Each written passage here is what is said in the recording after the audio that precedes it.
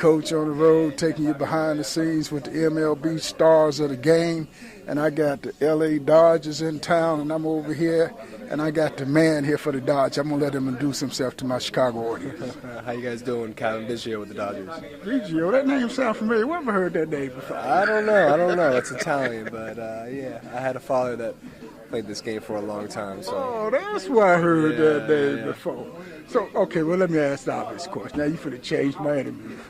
So, how does it feel to have to follow in your father's footsteps? I mean, it feels really good just to be able to make it to the big leagues. As a kid, I remember even coming to this stadium in the World Series, and I always knew I wanted to do this, and I wanted to do what he did. So I'm very fortunate to be able to do that, and trying to take advantage of every day, and just very grateful for it. So you grew up hanging out in Major League locker rooms? I did, just like that kid over here. Instead of running around, that was me like 20 years ago.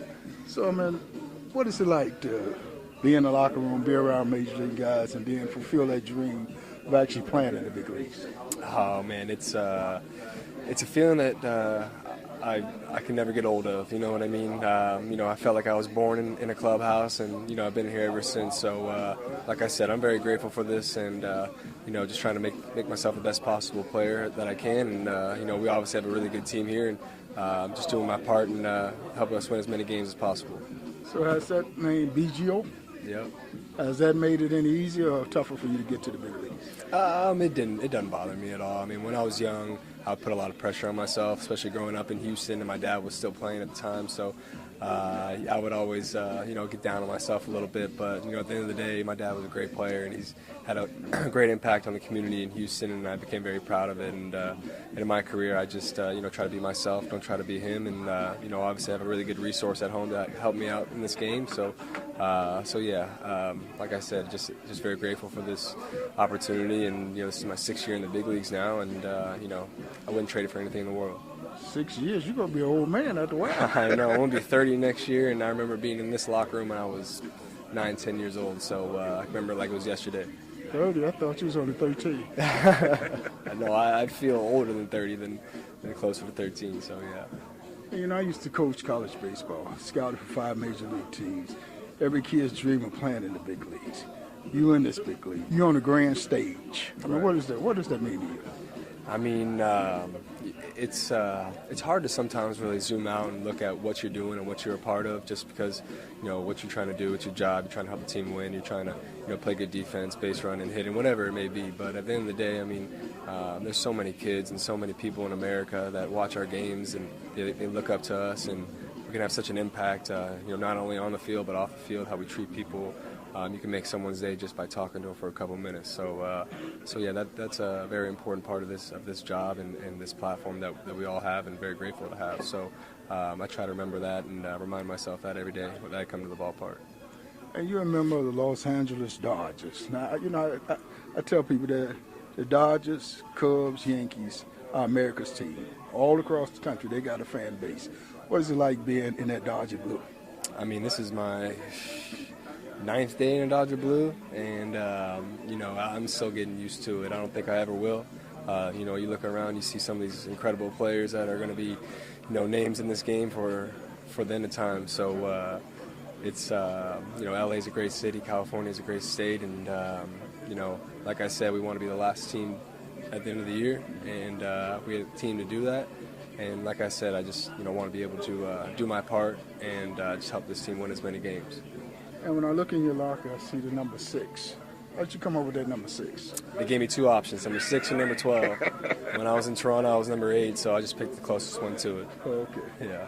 So last couple questions. I know you got to get your mind ready for a ball game. You grew up in a major league locker room. I mean, who were some of the guys that you idolized or just looked up to? Yeah, I mean... besides your dad, of course. Yeah, I mean, obviously, yeah. But, I mean... The Astro teams that my dad played on, they were very good, and so many great players. But my dad played with Jeff Bagwell for a long time. He played with him for like 15, 16 years. Another Hall of Famer like him. I always loved the way he played the game.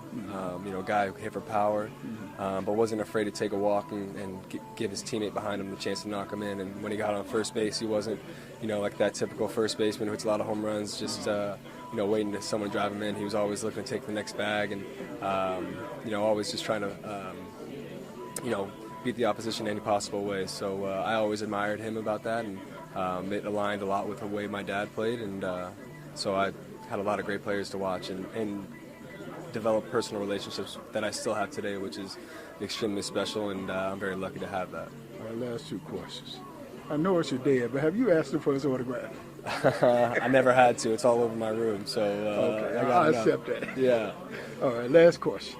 Every kid's dream of playing in the big leagues. Get that call, you're going to the big leagues. Walk in this locker room for the very first time, see a uniform hanging up. What was that feeling like? Crazy. That was 2019. I got called up from Rochester, New York. Wasn't really expecting it, and it changed my life a lot. That one meeting I had with my AAA manager. So when I walked in that locker room, I knew that I never wanted to leave it, and every day I work to excel at it and to never have to leave it. So it's just a feeling that it's hard to describe, and it's something that I'm very grateful for, and going to continue to work like I am too. Did you cry? Yes, I did cry. I cry when I call my mother. Yeah. Now I normally ask the players, did mama cry? But I'm gonna flip the switch. Did daddy cry? I don't know. He didn't cry on the phone, but you got to ask my mom. He let little yeah. My boy in the big leagues. Yes, sir. Coach with the man. Thank you. Appreciate it. Thanks a lot. Good talking to you. To see more videos like this, hit that subscribe button.